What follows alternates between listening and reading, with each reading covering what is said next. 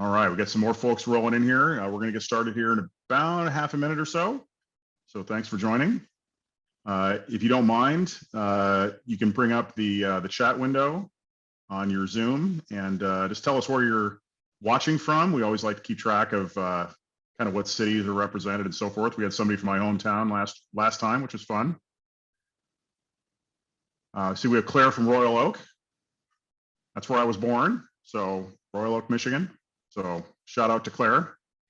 We've got Denver, Colorado. We got Suffolk, Virginia. We've got a bunch rolling in here. Thanks for doing that. Somerset, New Jersey. Chicagoland. I'm sure we got a bunch of Chicagoland. Mike's in Chicagoland. Yeah, I think the Entara folks don't count, do they? That's okay. They sure they count. Why not? Why not? Well, hey, listen, it's top of the hour, so why don't we get started here? My name's Steve Phillips. I'm with Tintri. I'm a principal system engineer here.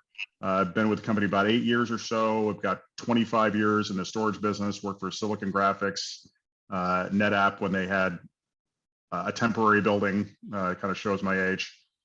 So been around the block a few times. And I came across Mike in some conversations that I had, 2-3 years ago or so. Is that about right, Mike? Yeah. About right. Yeah, so Mike is a really interesting guy, and I thought this would be a really cool series to do because not everybody knows the whole story about ransomware, not just what it is, but also what needs to be done. And as Mike likes to say, and I hate to steal his thunder, but not if, when it happens, what is going to actually occur from a practical perspective. And then what could you possibly do to minimize those effects? So let me just skip forward on our slides here. And there's a little bit of just a picture of the two guys here. So Mike's the Director of Professional Services, at Entara. Entara is based in Chicago. And I'm with Tintri. I'm actually in Central Texas, but Tintri is based in Southern California. We're a wholly owned subsidiary of Data Direct Networks, DDN. So with that, what I'd like to do is kind of kick off this conversation and have Mike explain a little bit about ransomware, what it is, kind of how it's evolved over the years, and how it could potentially cost you and your business. And we'll go several different directions from there. Mike, why don't we kick it off? Thanks, Steve.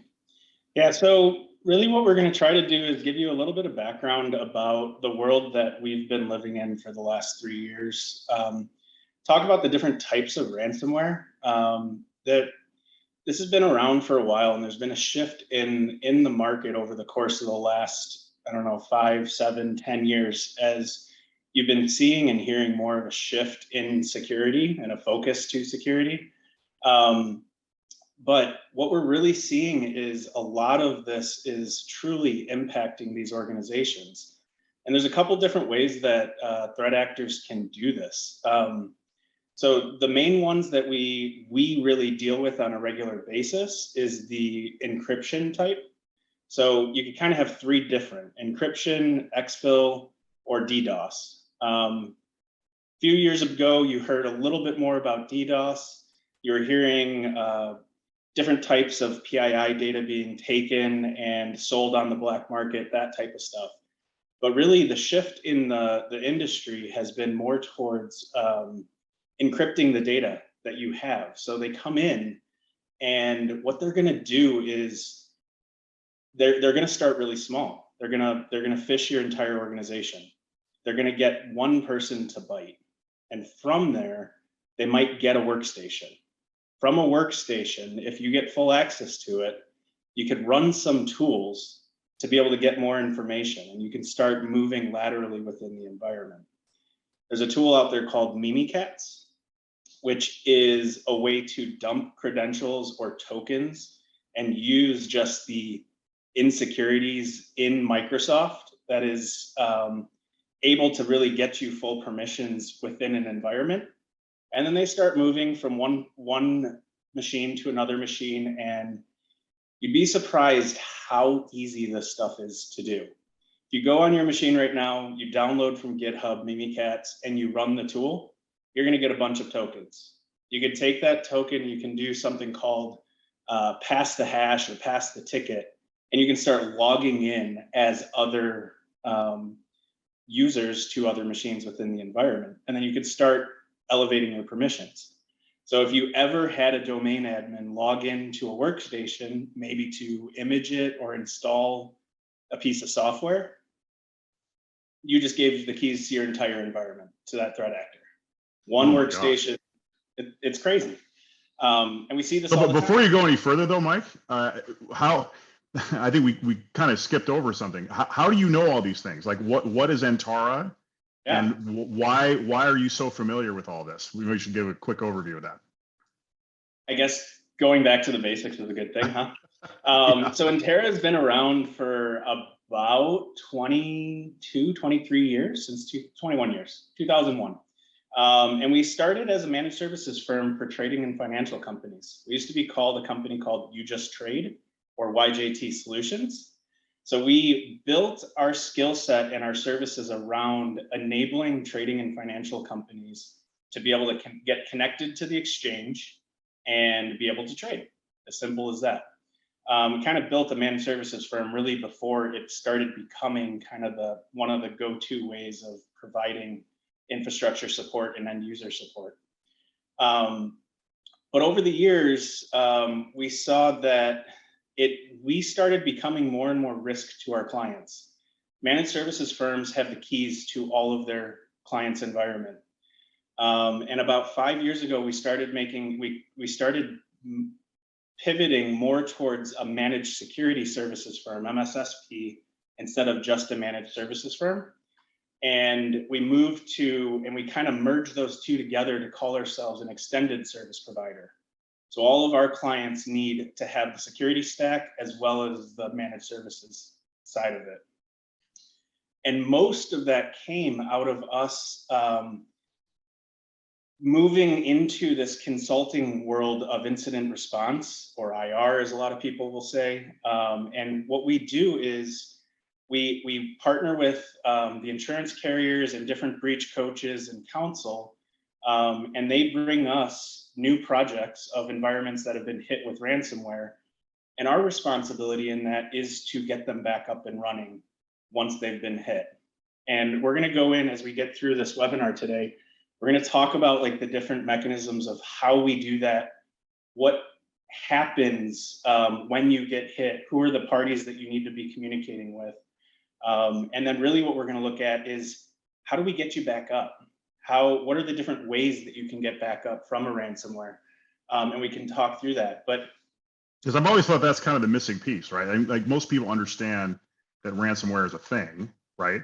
But what they don't understand necessarily is what are the practical steps that you would need to take in order to recover if not, as you always say, not if, but when you get hit by it, what does that actually look like? So we're going to be covering that, I think, a little bit later.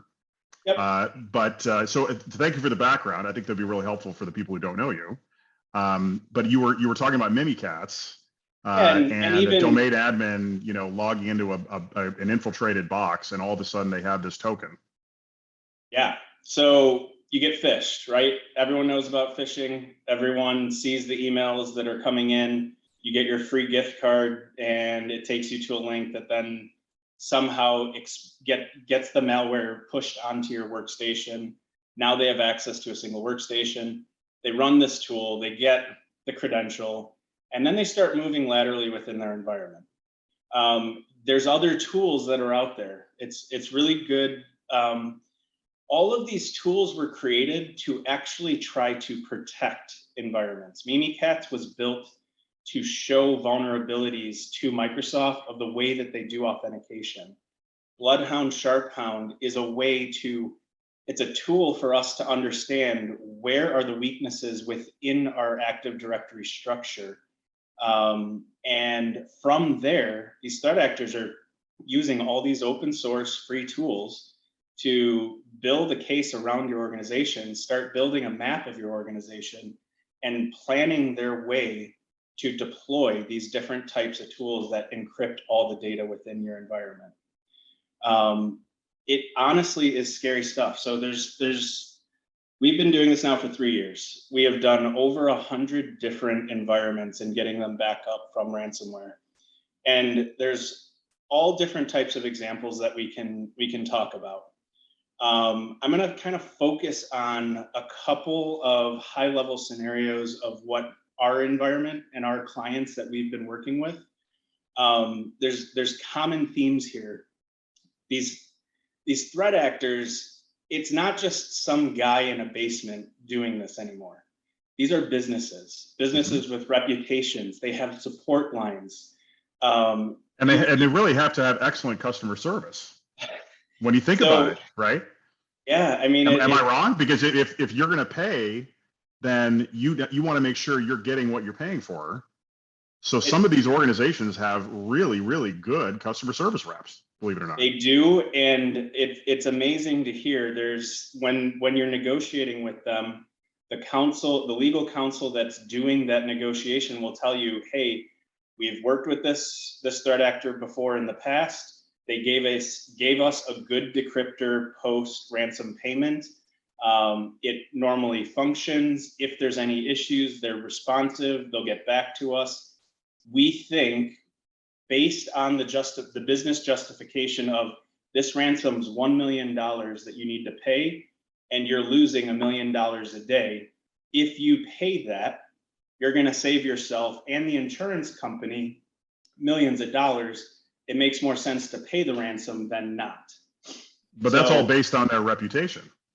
Completely. Right? As strange as that seems. We've been in some where the counsel has said, we paid this one the last time. Their decryptor didn't work. The business then said, all right, like, what can we do? Right? Like, how do we get back up without having to pay this ransom?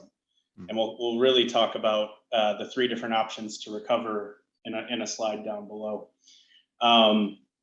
But so talking about like the different groups, you've heard a lot of these in the news.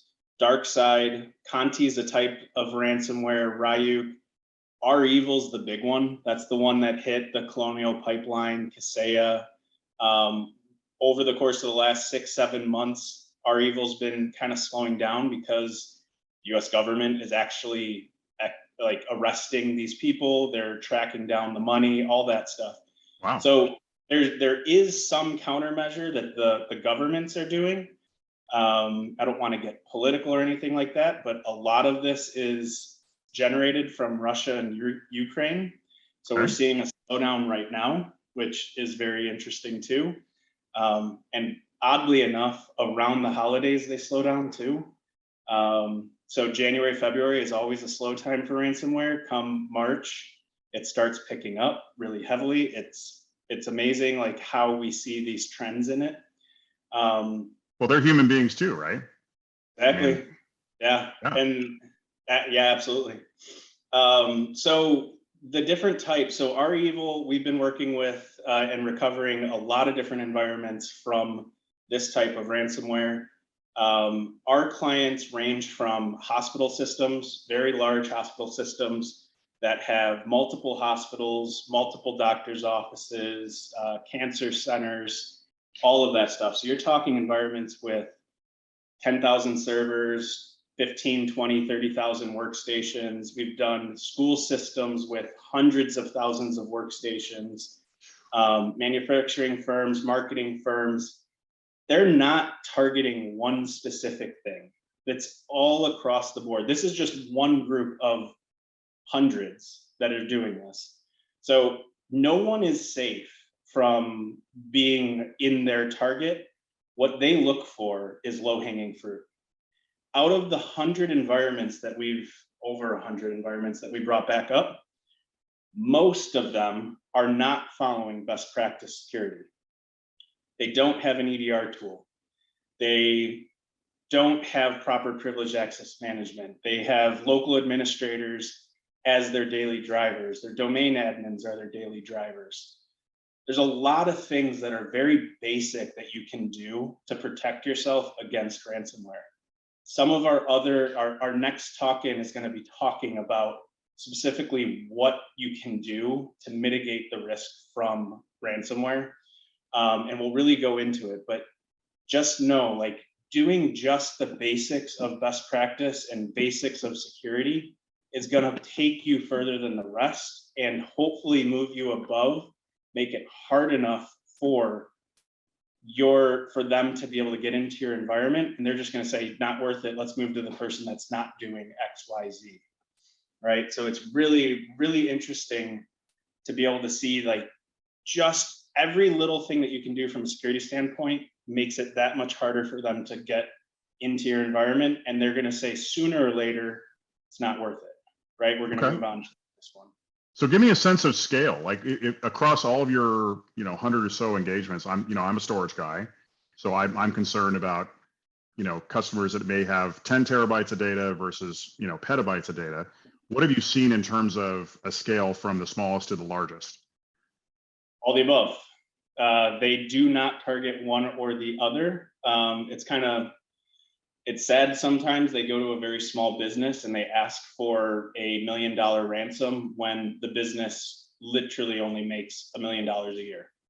From a data standpoint, these environments range from very, very highly sophisticated all-flash array storage of petabytes. We've been on a couple where maybe they have 3 or 4 data centers across the world. Each data center has about 2 or 3 petabytes. And we've been in a small mom and pop shop that has 10 servers with 4 terabytes, right? Okay. Nothing, it's all across the board. Like I said, they're not targeting one market, one type of business, one thing. It's whoever gets phished, whoever they get that notification saying they now have malware within their environment, they're going to go and scope it out. Now, I think there's definitely maybe better candidates to be able to make more money. So they're going to put more effort into some of the bigger ones. So if you are a bigger organization, I would definitely highly recommend that you put in some of these safeguards to make sure that you are deterring them from actually spending the time trying to get into your environment. If there's the will, there's the way. They're gonna be able to get in somehow, some way. But yeah, I mean, it's all across the board of what they're willing to do. And the other thing about it, this ransomware, this malware, in the end, will affect the entire organization. Mm-hmm. What it does, it gets spread from a workstation. They get a domain admin. They move themselves to their domain controllers. They start disabling all of your security tools as much as they possibly can. And all of this done, they case your entire infrastructure. They start building a map of it. And then they'll do all of this attack very quickly. So they'll disable your backups. They'll go in and delete any backups that they have access to. They'll go to your storage arrays and delete all your snapshots. They'll delete anything that they possibly have access to before, to make sure that you need to talk to them so they can't recover from backups or snapshots or something like that. They hit workstations. Think of that. Your entire environment, how many end users? Think of your Windows 10 upgrade, and now you're probably starting to think about a Windows 11 upgrade. If you get hit with ransomware, one of the things that you need to do is replace all of your workstations and reimage every single workstation. So that project that you probably planned years for, getting in place, setting up your imaging system, getting the golden image or the task sequence together, has to be done all while every single server is down, every application is down, all your files are gone. So like it's actually a good transition to kind of the next segment. I think you were trying to get into it there, and I wanted to call it out here. So we wanted to talk a little bit about what to do when the inevitable happens, and you have a bit of a roadmap that you wanted to go over, and I think you started doing that there. But I wanted to make sure that we keep the conversation on track and know what we're talking about. So who all is involved when you have an event? In the event, the people that you're going to be working with need to be trusted advisors. Unfortunately, you're going to have to bring in legal. You're going to be having very tough conversations. You're going to need to be if you're a publicly traded company, you're going to have to be doing PR. You're going to have to be letting people know what has been compromised, what has been exfilled, what has happened, right? You have that obligation as a publicly traded company. If you're privately traded, you still have all of that same stuff that has to happen. So you have to be working with your legal counsel. Please, I hope you guys have some sort of cybersecurity insurance this day and age. You are going to be bringing your insurance carrier involved as early as possible to start building the team to get this restoration back up, the forensics back up, to provide that information to counsel and all that stuff. So in your experience, how many firms do not have that kind of insurance?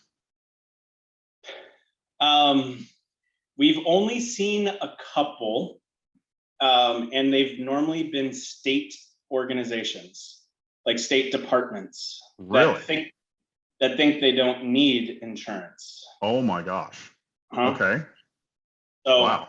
Can't really. But you're saying the vast majority, if not 100%, of private companies, that have some sort of knowledge about this type of thing are going to have insurance. They're going to have some sort of insurance. They're going to have something around damages, around loss of business, stuff like that. Not all of them will pay for remediation. They're going to make a judgment call. I mean, it's insurance. They're going to be evaluating what's the fastest way to get you back up and running. Part of working with insurance is you don't get to replace your environment. If you had a Toyota Camry environment, you don't get to replace it with a Ferrari. We have to put it back, the building blocks back to exactly how it was before the breach, within reason. There's certain things, like if it's going to take longer to put you to an older system than a newer system, it might make more sense for the insurance provider. As long as we could build that justification into the project plan, we might be able to upgrade you from 2003 or we work on Windows NT systems as part of remediation, right? I'm not that old, and you don't want to know where I was at when Windows NT was around. And I'm getting my team is getting this environment back up from Windows NT, Windows 2000, Windows 2003, all of those. They're still prevalent in a lot of big organizations because there's that one critical system that the entire business depends on, one little part of their supply chain. And that's one of the reasons they probably got hit, right? Something like that, where it's not patched, there's an easy vulnerability. They get there, they start laterally moving across the organization. Now, it's funny, we haven't seen a lot of environments that even have really terrible servers in old NT or 2000 or 2003. Those aren't the reasons they've been hit, as crazy as that sounds. But they're encrypted and we can't get them back up and running because they're on that really old system. It's hard to find all the support around those systems or anything like that. So the attack surface is more human. It's not necessarily the technology. From a malware ransomware standpoint, for the most part, it truly is workstations and end users. It's where those workstations are being moved around. Everybody has a laptop nowadays. Everyone has a tablet that's a Surface or something like that. Go into a coffee shop. They go somewhere where it's an unsecured network. You don't have all of your controls. They get an email. They get some $5 free coffee gift certificate that they click on. That's one of the big ones is end user training, awareness training, phishing awareness training. Those are big ones to really be putting in place for this. Okay. So once you show up, what happens? So the insurance company calls you in and they say, hey, we've had an event. And obviously I would imagine that the timeline is very compressed. So you have to make decisions very quickly because time is money, right? So what actually happens when you come in? Yep. So there's a couple more key players. You have typically a breach coach that is going to be orchestrating the entire mess that is ransomware. They're going to be saying, okay, forensics need, and then you're going to have a forensic provider and you're going to have a recovery provider. We are the recovery provider. Forensic providers are typically CrowdStrike or Palo Alto or some of those other more strategic forensics firms that focus purely on the investigation of what happened. So the breach coach is going to come in. We're going to set up a kickoff meeting. And in that kickoff meeting, we're going to go into kind of building this. Really think of it as a DR plan that needs to be created in about 6 to 8 hours. We need to gain access to your environment. We need to get an entire inventory of your systems. Every workstation, user, and server within your environment, we need to have an accurate list of all of those. We need to build the dependencies between all those servers and understand what criticality are each of the systems. So we tier your systems and we build them into dependency lists. So you're going to get a list of your entire environment, and then you start tiering what do we need to get up first. So if you have an ERP system or a shipping and logistics system that your entire business depends on, we're going to get that up before SharePoint or something, your FedEx environment or whatever it is, right? Maybe FedEx is important for orders and stuff like that. Things that are revenue dependent are obviously going to be higher priority. Exactly. So that's what we work with the business to build that DR plan. And it's crazy because most DR plans aren't really built around ransomware. They don't expect the entire environment to be down. Typically, when you do a DR situation, you're like, this data center was down because of a natural disaster, or we had a power failure or hardware failure in this one. We're going to fail over to the other data center.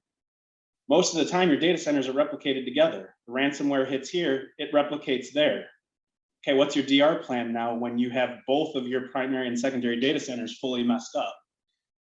If the data is no good, the data is no good. It is no good. Yeah, exactly.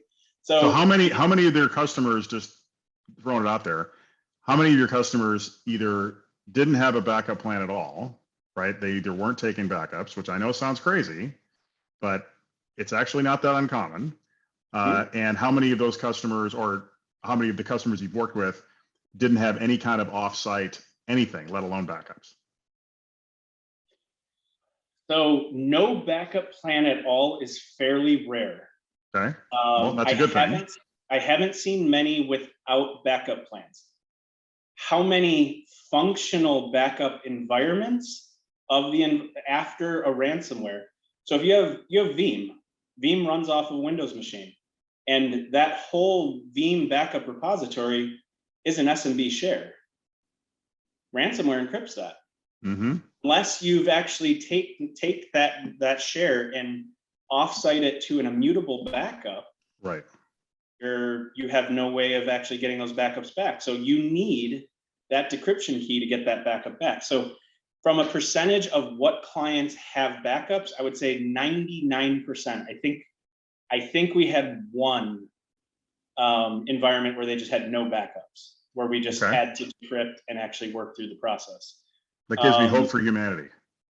You think by now, like this day and age, you'll have some sort of backups. But so how many of them, just out of curiosity, how many of them did not have? First of all, explain what an immutable backup is, and how many of those people didn't have that, for example. Majority of the ones that we're talking to did not have some sort of immutable backup. An immutable backup is a write once, read many type data system. So it's called worm, it's called worm storage or stuff like that. So you can build it in your infrastructure in many different ways. You can use a cloud backup, a cloud storage account in Azure that is not allowed to be, it's just immutable storage. So you only can write to it. You can't modify it, change it, or do anything other than write to it once and then read the data off of it. So it's either implemented in hardware, in your file system, or many different ways. And you're saying the minority of customers that you've run into have that type of ability to have nowadays snapshots. People are starting to hear about it more and more, and it is becoming more and more prevalent in the environments that we're coming to nowadays, as in probably within the last year.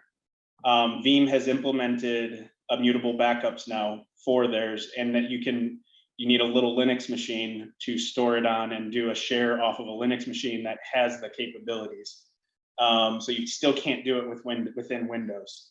But there's many different ways that you can do that. But why don't we go into the different, so you get hit, you get the breach coach in here, and then the way that we get you back up, right? So these projects are kind of split into 4 different verticals. You have the containment vertical, where you're really trying to get that threat actor out of the environment. right? So the things that we do when we contain, we work alongside the forensic provider to deploy an EDR solution, an endpoint detection and response solution. That takes all of the telemetry on all the machines and ships them to a 24/7 SOC, and they can start monitoring to see if the threat actor is still in there. That's really important. Then we're going to go and lock down your internet most of the time. Egress, ingress, we're going to get rid of. We're going to shut it down. Your systems aren't up. No big deal to turn off the internet at this point. That completely cuts the threat actor out of there. Then we're going to start working on regaining control of your Active Directory. So we're going to be evaluating all the user accounts within your environment, all your administrator accounts. Do you have local administrator passwords shared across all your systems? Do you have MFA enabled on anything publicly accessible? MFA is one of the best deterrents of ransomware. Most of these ways that most of the environments that we walk into don't have MFA. Most of them don't have LAPS, local administrator password solution, that rotates your administrator passwords. So that's a big one. So for those of you who don't know MFA, it's multi-factor authentication. Thank you, Steve. I try to get way too technical, right? Like getting into the weeds of the technical side of things. So yeah, we're really going to work on getting that threat actor out of there. In parallel, once we get enough of the environment contained, we can start working on restoration and forensics. Forensics is going to be happening throughout getting your environment back online. Containment normally is within the first 2 days. We're going to be working to deploy an EDR solution. While we're deploying that EDR solution, we'll probably be collecting a lot of the logs, shipping that to the forensics provider, taking images of the compromised system, stuff like that. So we get that over to them so they can see what's going on. And EDR stands for? What? EDR? Yeah. Endpoint detection and response. So CrowdStrike coupled with a service that actually monitors the telemetry coming from each of those endpoints. So it's not looking for patterns of where is data being shipped? Is it being shipped to one of these hotspots, for example, right? Next-gen AV, another term for it, but not just like you need the two things coupled together. Just putting a tool in place, it could be sending a million alarms out there and no one's looking at it. And that threat actor could be literally waving the flag saying, hey, I'm here doing all this stuff. And you're still going to get your environment completely messed up. Wow. So you really got to couple that with a service to some SOC that is a reputable SOC that actually is going to be doing something with that telemetry. Then we get into restoration. This is where we come in. So all of this, from this point on, we haven't really been doing much other than deploying EDR or collecting logs. Restoration is really where this starts becoming interesting. You have 3 options when you get hit with ransomware, and you have to take one of these paths. You're either going to restore from a backup or a snapshot. You're going to decrypt, so you're going to pay the ransom, get the decryptor. You're going to have to go around and decrypting takes a very long time. We'll talk about that a little bit later. Or you could rebuild from scratch. So if your backups are gone, you don't pay the ransom, what are your options? Not much. Exactly. Your business loses everything that was on your file shares, your databases, any custom application. You now need to go back to all of your application vendors, get the binaries, reinstall your operating systems, install the applications, reconfigure them, set up Active Directory is normally always, Active Directory runs for the most part in memory.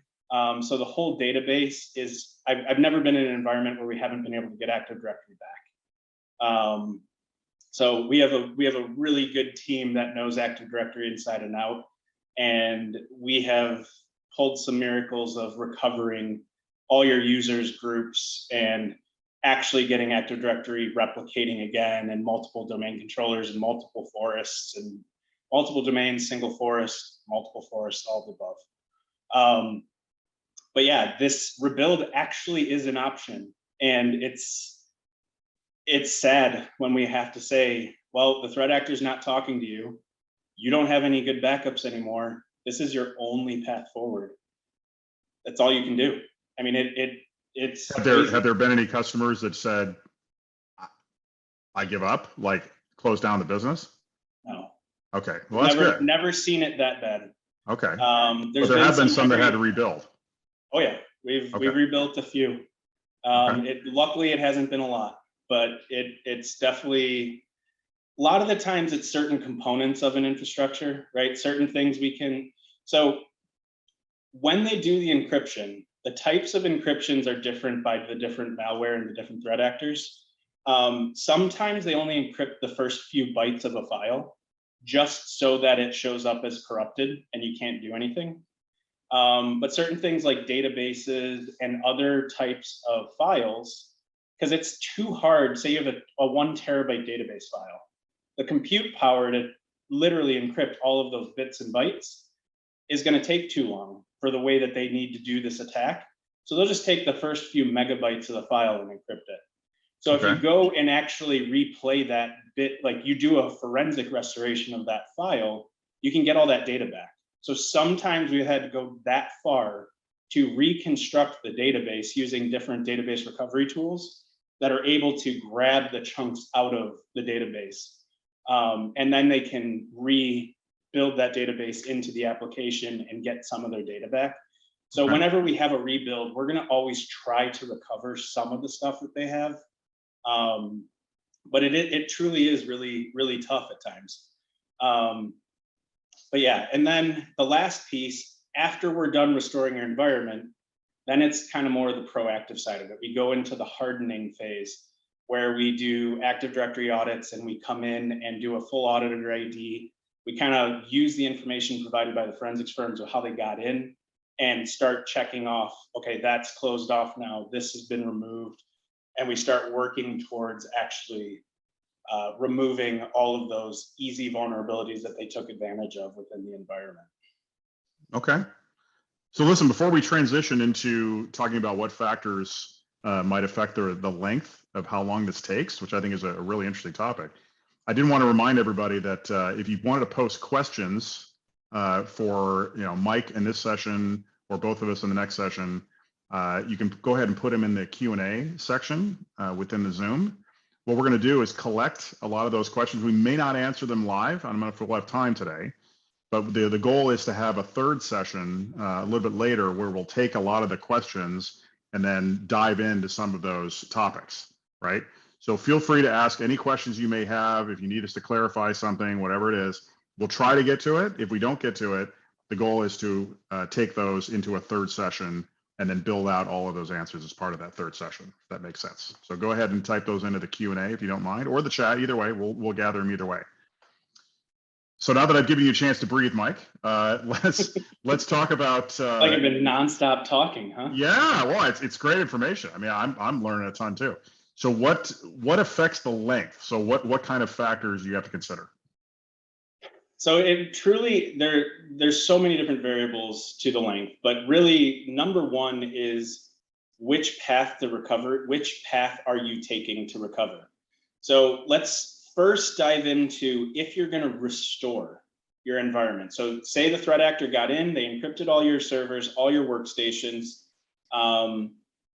Best case scenario, hence why we're talking with Tintri here, is storage level snapshots. So if you have a storage level snapshot, we've gotten into an environment that has been completely, say it's a 200 server environment. They had good storage level snapshots that were not impacted. So you have, say this environment had 10 LUNs. They restored the volumes of those LUNs back to the day before the incident happened.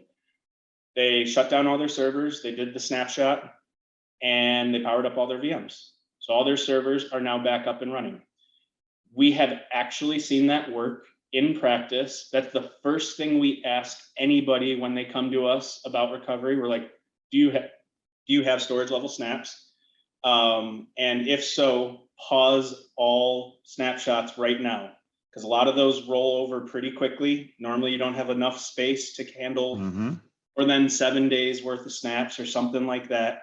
So it's the very first thing we do is pause all backups, pause all snaps. So then we start. Do you think what the threat actor would try to do is try to potentially slow the attack so that they go beyond the retention period of these snapshots, right? Especially if they're immutable. right? Because if you can't go in and delete them, yeah. So that is very key. I've never seen them slow play like that, but okay. that is an interesting attack vector and risk to the organization. I don't want to give people ideas. Don't get me wrong. Right. I mean, that is truly one of the big things. But one of the things that's really important is to make sure that your backups or your snapshots are not the administration, the identity to log into your backups and your snapshots is not connected to Active Directory. Once they get access to Active Directory, the very first thing that they do is look for your backups. They look for your snapshots and they go in. We've seen them take exagrids and literally destroy them, reformat the entire arrays. So they're just sitting there, factory reset. Can't just get any because they have domain admin access tied in through AD. Had LDAP integration. Oh my gosh. Their SAN. Yeah, because they have full control. So they know. So the funny, not funny, none of this is funny. The big thing that they do, these guys know how we build infrastructure. Most of these, at one point in time, these threat actors had to be some sort of administrator. They know how they know how backups work. They know how storage works. Mm-hmm. And they know their best way of getting that ransom payment is to destroy those first. If they have a storage level snapshot, all that work they just did is kind of wiped out fairly quickly. I mean, and they're not going to get any money out of it. They're going to get nothing, right? Bottom line. They don't need it unless, right? The other piece of it is the things that are not protected.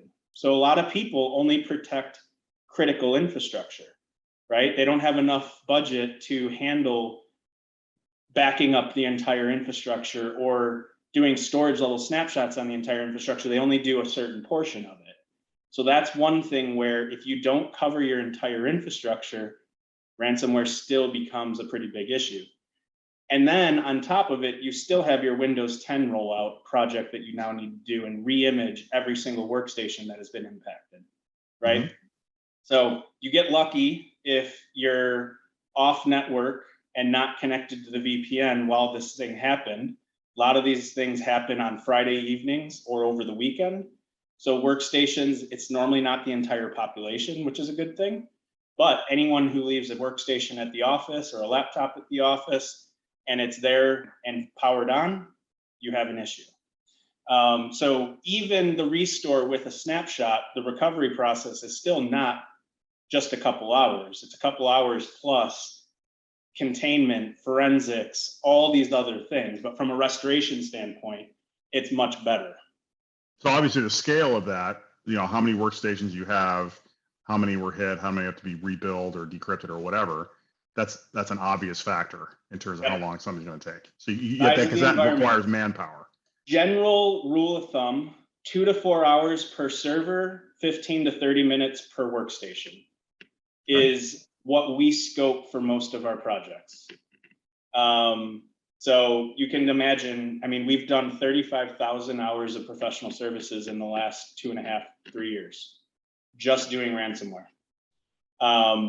These are not small projects. So moving into the decrypt recovery, every single time we have to decrypt a server, we have to go in, we have to run a PowerShell script to see how many encrypted files there are. Then we have to trigger the decryption tool, which is anywhere from the worst piece of software you've ever seen that has been cobbled together just to check a box to fairly well thought out, has logging, gives you notifications of what's having issues, any files that don't get decrypted, it'll tell you. So you have a range of decryptors that work poorly to okay. Then you have the trouble of environments that, say you have a network share and you have 5 workstations connected to that network share. Workstation 1 encrypts the file. Workstation 2 encrypts the file. Workstation 3 encrypts the file. Oh no. And they all have different keys. So it stacks keys. them. Oh my gosh. So you get. And do you know what order they're in? I mean, is there any way to tell? No, these guys don't do. Oh my gosh. No, it's you got to just keep on piecing it back together. So sometimes even if you do get the decryptor, sometimes we can't get the files decrypted. because of multiple decryptions and different corrupt files throughout the process. Oh my God, that's something I never thought of. Well, then There's multiple places. There's even a worse one. So let's not even just think of a single file. You have a VM, Hyper-V VM. Where are those VMDK or VHDs stored? They're usually on the C drive. So they encrypt the VHD, then they go and encrypt. So before the VM that's running, they encrypt the whole VM. Then they go to the hypervisor and encrypt that whole system. So first you have to unravel the VMDK or VHD and decrypt that, get the VM running again. Then you're in a boot loop because that whole system is messed up. So you have to go. It's not valid. Sure. You have to go repair the bootloader. Then you have to go in and decrypt the OS that was running everything on that. Oh, same thing happens with VMware too. They actually get into your VMware infrastructure, to your ESXi hosts. They'll go in and actually encrypt all your VMX files, your VMDKs, everything. So you get double encryption on the VM side and the actual OS side. So recovering from a decryption, like if you pay the ransom and getting these back up, could, like I said, 2 to 4 hours per server in an environment. That's best case. Like, well, 4 is worst case, 2 is kind of best case. So in the double encryption case, do you find that the guys that you do pay, so that the ones that are the more, I hate to use the term reputable, but the more reputable threat actors, do they help you navigate some of these more kind of complicated situations? Help you? No. Can you present the issues that you are running into to them, and they may give you suggestions? Okay. Maybe. Okay. Depends on the threat actor. Interesting. Okay. Like I said, these threat actors for the decryptors actually have support lines. They have people sitting. I mean, they're sitting in offices. Like this is a business, and like when we're reaching out, we'll never reach out. It's always counsel reaching out on, because I mean this is a criminal activity, right? So we never talk to a threat actor. It's always going to be your counsel doing it in a very formal way, but we have to write up what the problems are to send to the council to then send to the threat actor. And it's very hit or miss. So you're paying a ransom. It's not a guarantee that you're getting your data back, but it's a better shot than rebuilding from scratch if your backups and your snapshots are destroyed. I mean, you're paying for ones and zeros, right? That would work, right? In theory. But they may not work in a very simple way, as you described. There are these situations where you have multiple encrypt. That's frightening. Yep. Yeah, and I mean, you got to think about it. Just think of all the ways that certain people are able to access a given file or a system, and the way that they push these out are through very basic batch files through GPOs or PowerShell, where they leverage your SCCM or they leverage your different tools that you use for automation to deploy their malware, right? Because they get access to your infrastructure. They get a domain admin, and if they're smart enough, they can figure out what names of servers are. They could find your domain controllers. They could find all these things fairly easily. And I'm hearing the clicking sound of keyboards all over the place, locking down domain admins, like as we speak. So it's not that simple, right? So domain admins should literally only be used to manage Active Directory, group policy, and promoting domain controllers and all that. Create a separate group called server admins and workstation admins. It's called privileged access management. Basic, least privileged access type solution. Create a group and then push a GPO to provide administrator rights to server admins for servers. GPO for workstations for that workstation group. So even if you need to get to administrator of a workstation, that domain admin never has logged into it. And now you can't get access to that entire Active Directory. But there are much more sophisticated solutions than just that. That is like the bare minimum, what I just said. Using a privileged access management that auto rotates local administrator passwords, that you don't even have administrators that are a single account that are shared between a certain, like even one certain user. You check it out, and once you're done using that password, it changes it. That's the right way to do it nowadays. Okay, and as part of your service, as an example, you would come in and help to implement these things before this company ever starts doing business again. They're like, guys. And good teaser, right? The next couple webinars here are going to be talking about all the things that you can do around proactive approach to limit the amount of exposure that you have. Talking about storage level snapshots. Absolutely number one thing that I tell any of my clients first thing when we're done, buy a better SAN that has storage level snapshots. All of your servers would have been up within hours. Next, immutable backups that are cloud, that are offsite there. In case your SAN blows up, you now have good backups are just a general thing that you need to have as an organization. Critical, get that. Network segmentation, doing some little stuff around air gapping your backups, air gapping the management of your critical systems, really important. So different type of micro-segmentation solutions. If it's just creating a little DMZ off your firewall and putting the management of that. So a workstation, a general user workstation cannot get to the management of your critical stuff. That's a great one that will protect you in the future for this. So for those of you who don't know that term, explain air gapping.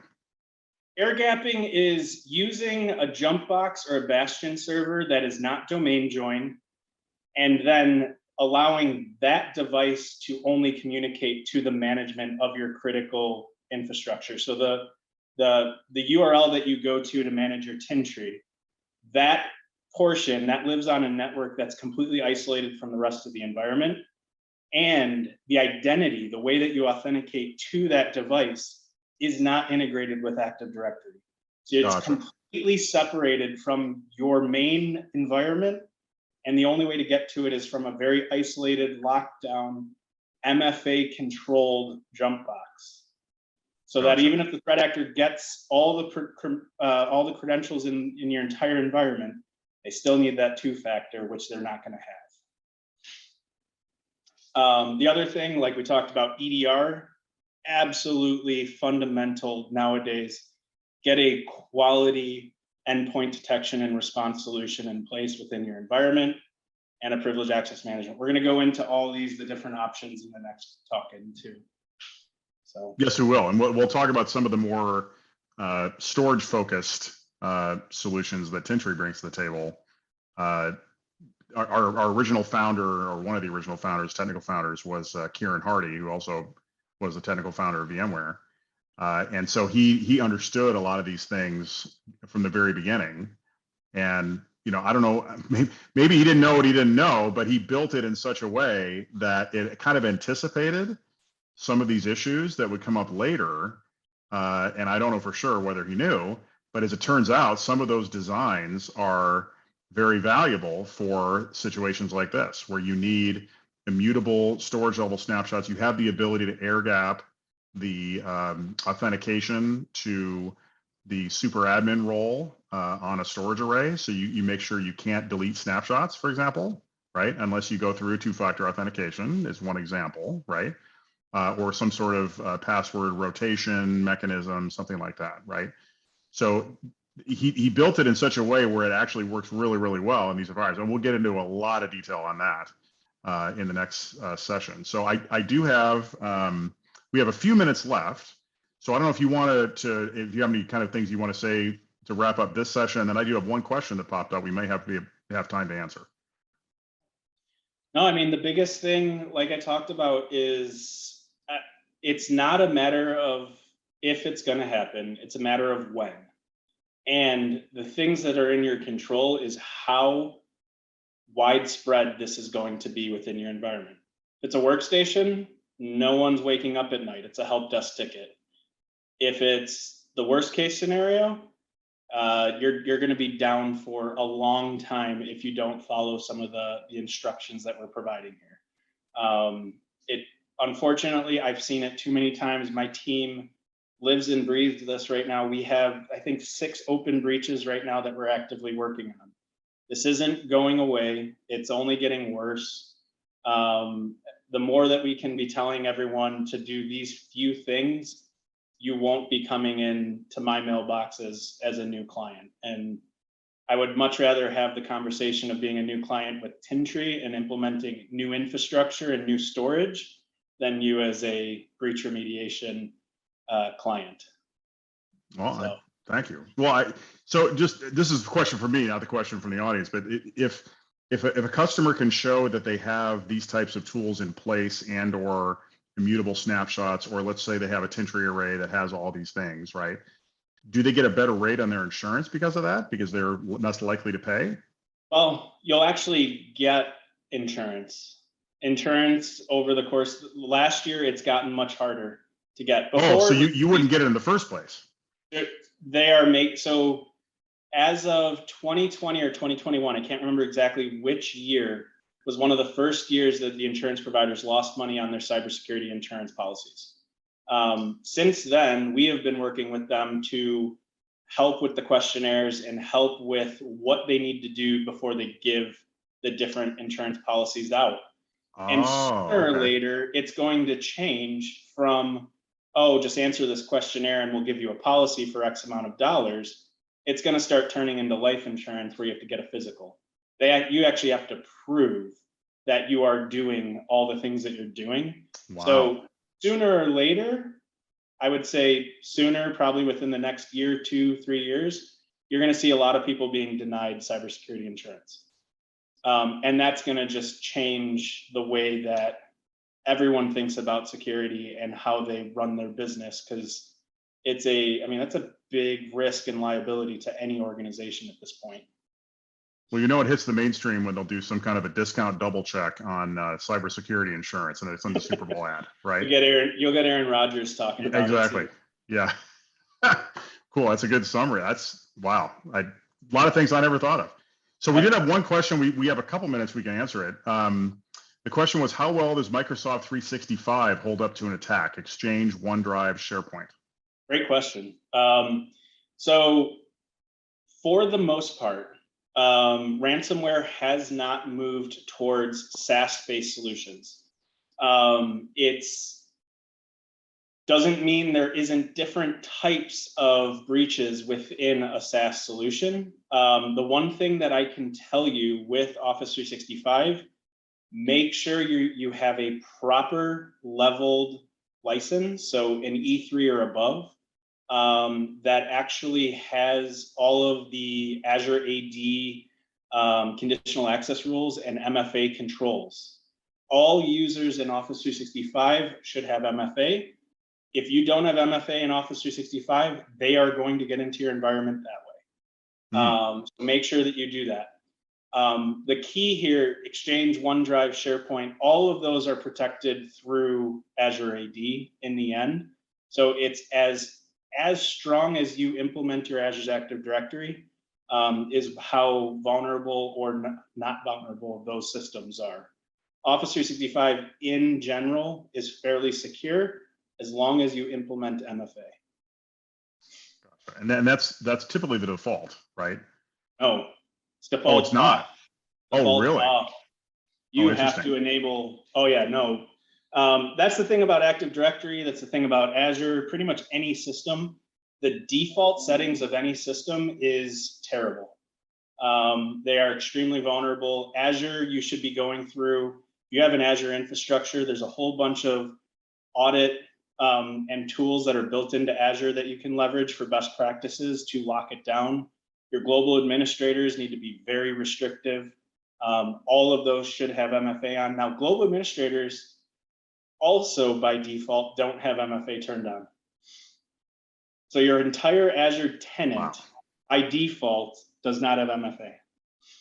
And we've seen how bad it can get if you're not requiring somebody trusted to verify that somebody trying to authenticate is not a bad actor, right? And that's shared passwords.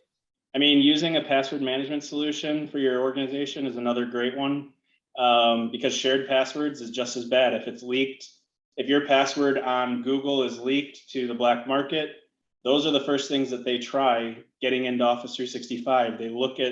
They start building that case. They call it spear phishing, where they're actually targeting certain individuals. So they'll grab an organization, they'll grab a couple users, they'll go look for the credentials. It's really easy to find any leaked credentials this day and age. Even Google tells you when your credentials are leaked at this point, because it's that easy to find them.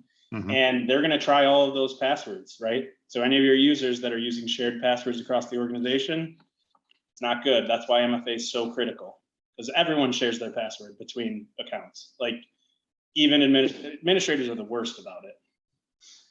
Yeah, I'll be honest. I'm not great. I'm better than I used to be. I use a lot of generated passwords now. Yeah, yep. but I mean, it's conversations like this that drive me. They scare the living cookies out of me, and I'm like, oh my gosh, I have to start doing something different, right? Yep. So hey, listen, we're at the top of the hour. So hopefully everybody that's been on the webinar now understands why Mike is such an interesting guy to talk to. We've had many conversations in the past, and I think what we wanted to do is kind of formalize this in a way where people could get this information. And this session has been great. I've learned a ton. Hopefully you have as well. So the next session we're having will be on Thursday, April 21st. We're going to be talking about some of the specific things in terms of infrastructure that can be done to avoid some of these situations, and how Tintri can bring some of those solutions to bear along with Entara, or perhaps before Entara even gets involved, which hopefully is the case, right? We don't want you to be involved. But if you implement some of these things that we'll be talking about in the next session, it may greatly minimize the impact of when, not if, these ransomware attacks occur. So thanks, Mike, for being with us today. You did an awesome job. We appreciate you being here, and we'll see you all on April 21st. Thanks for joining. Thanks, Steve. Thank you, everybody.